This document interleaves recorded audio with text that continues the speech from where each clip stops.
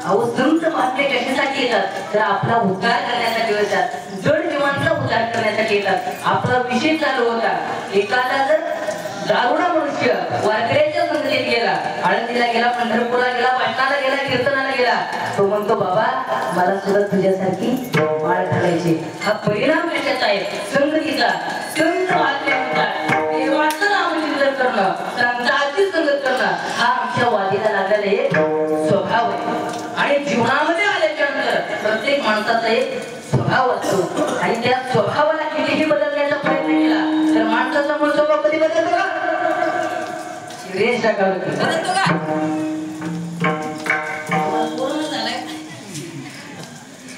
माणसाचा मूळ स्वभाव कधी बदलत नाही संत एकनाथ महाराजांचं मूळ स्वभाव नावाचं प्रकरण आहे त्याच्यात सांगितलंय आधी होती रात्री बदल आणि तिथे हिटले राये ना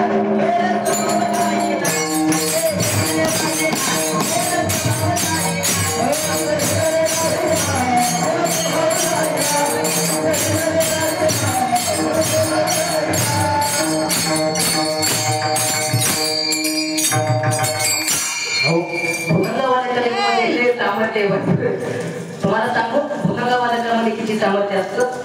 सजीव हातानं निर्जीव टाकावी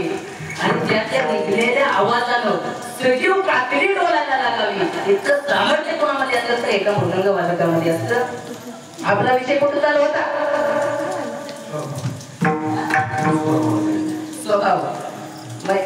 एकनाथ महाराजांचं मोठं बोलावं प्रकरण आहे त्याच्यात सांगले आधी होती जाती पट्ट रांगण्याची शेतीची ठिकाणी स्वभाव जाईना